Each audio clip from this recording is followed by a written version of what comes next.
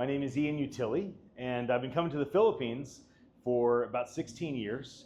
I've been co-producing blockchain events since 2017.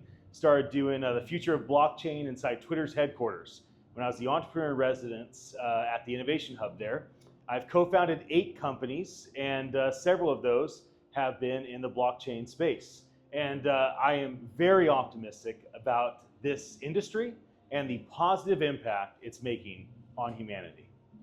Okay, second question, what do you, or answer if you want to add on it. What inspired you to get involved in the blockchain technology? So early on in my career, I was in software, and there were times where our software companies, it was impossible to scale. And so we found ourselves capping out at 1,000 customers or several thousand customers, and we didn't see a way to scale to hundreds of thousands or millions of customers. And then I saw what happened with CryptoKitties, which is what Dapper Labs made, the first really successful NFT project. You know, this digital asset, with this digital asset come together and create a new asset. And I thought, wow, this smart contract on Ethereum, the ability to automate software will change everything. And so I just basically burned the boats, abandoned everything I had done for 15 years, and dove headfirst into what was possible with blockchain, crypto, NFTs, Web3, metaverse, and now, of course, AI plays a huge part in all of that. Thank you for that. Sir, what are some of the biggest opportunities you see for blockchain in the Philippines? I believe that the Philippines has a potential of being the most benefited of any country in the entire world based on this new automation technology. Now you may ask why. So if you take the most developed nations, the European nations, the America, other places, even in the Middle East that are just wildly wealthy and developed, and even here in Southeast Asia, Singapore as an example. And then you take the other side, like the most impoverished developing nations where you're making less than $2 a day. Those are the most extreme cases. The Philippines kind of sits there in the middle. It's still a developing nation, but it's over 100 million people, or over 20 million just in the metro area alone, and 11 hours per day of people spending time online. You have number 3 adoption of blockchain wallets, number 1 in terms of searching for AI on search engines right now, and the statistics that show that the ground is well, the seed has been planted, the water has been put, and what you reap, you sow. And so what it comes down to is that the Philippines, I believe, has an opportunity of not experiencing the 2x or 5x impact of the developing nations, but an opportunity of experiencing a 100-fold impact in terms of what this technology can do, because it's both a developing, rising nation, but still everybody is open and is looking for the new thing, and I believe this is that great new thing. What industries do you think will benefit the most from adopting blockchain technology? It's hard to say that one industry will let me start over. It's hard to say that one industry will benefit more than another. I think of the world kind of like 6 different sectors of society, right? You have community and philanthropy, you have education and apprenticeship, you have business and finance, government and politics, news and media, art and entertainment. I see today, right this second, not in the future, but right this moment, all 6 of those spheres of society radically being improved because of this technology. What happens from here, it's a little hard to say, but I imagine that the greatest benefactor of any industry will be humanity. So it won't be about education or government or art. It'll be about humans benefiting from very boring, tedious, long tasks that take so much time and cost so much money to get done.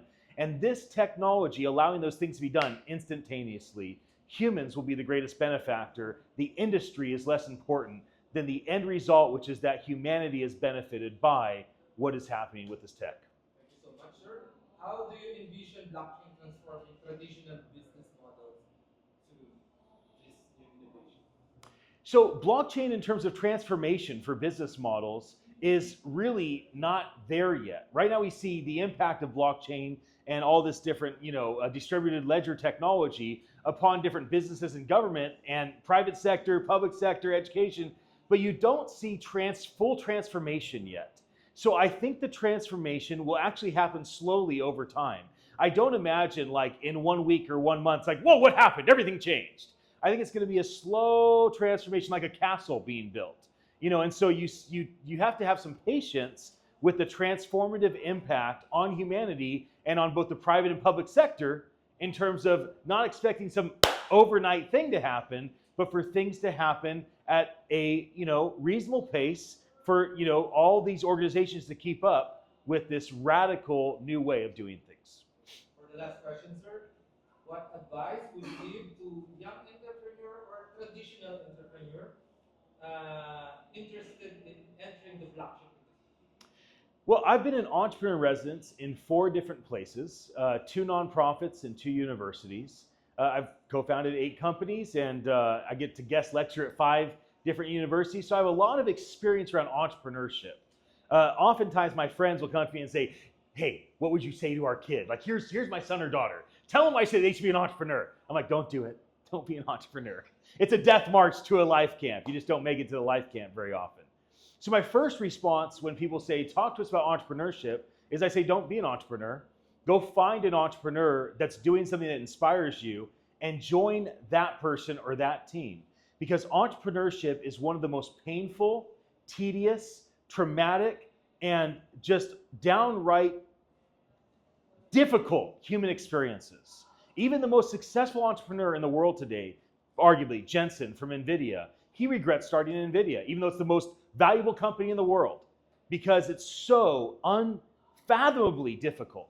So my first thing is, don't be an entrepreneur. But if you are, and you're saying, hey, I'm in the Web 2 world, I'm in entertainment world, I'm in software, I'm in fashion. How do I jump into Web 3? I'm an entrepreneur. I can't stop myself. I have to start new things. Then I would say, go find a person or a team that you really respect in this industry, and go figure out how you can bring strength to what they're doing. And ideally, you can build something together, or you can get inspired and kind of draft behind their energy and then start the new thing based on real, tangible knowledge. Go be an apprentice. Go be a Padawan. Find a Jedi in this industry and go learn that way. Don't think that you're just because of your past success, you're going to slay it in this industry. This industry is really based highly on reputation, on transparency, on authenticity, on relationship. So you can't just come in because you're a badass. You have to approach this with a little bit more tact than you might in other environments. Sir, do you have any message throughout to the blockchain community? Any message from them? If I could just get everybody's attention in the blockchain community and say one thing, I would say, okay, hello blockchain community, I have something to tell you. We've been deceived into believing that the future of our industry is scary, or it's all about money, or it's all about quick, ability to turn things over and buy and sell something, or it's about breaking the system and anarchy. And what most people talk about are very anxiety-producing things. It's like anarchy. Well, that produces anxiety. Speculative investing, that produces anxiety. Or this is going to, change my job or my government, and everything in my life is going to be impacted. And I just want you to take a moment to pause and to recognize that what we're actually doing here is boring. It's the whole point of distributed ledger technology. It's supposed to be boring and trustworthy. It's supposed to speed things up that are slow and costly and make them cheap. And it's supposed to allow us humans to focus on what we're best at: teaching, learning, creating, promoting. And we as humanity should be freed up to do things that we care about doing.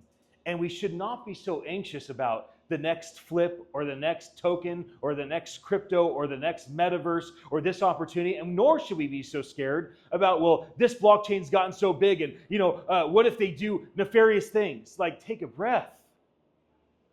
The future of blockchain is peaceful. It's peaceful. And you may not believe that yet, but the future will prove me right in this. And it's a wonderful story to tell yourself. So I challenge you, the next time you feel overwhelmed with melancholy sadness because you're not making as much money as this person, or you're not moving, around politically like you could, or the next time you feel manic energy, but you can't sleep and everything is just, "Oh, I gotta," just take a breath, remember this moment, and just trust me, like Indiana Jones, trust me, right? He sticks his hand out, trust me in every movie. Trust me. Trust me on this. The future of this tech is boring, and you should be at peace with what's going to happen with it. And you should pursue this with a mindset of legacy. Do what you are doing in this industry to make an impact for your children's children's children's children and their peers who will never physically meet you, but will celebrate that you are part of this incredible evolution in humanity. And I congratulate you for being a part of this.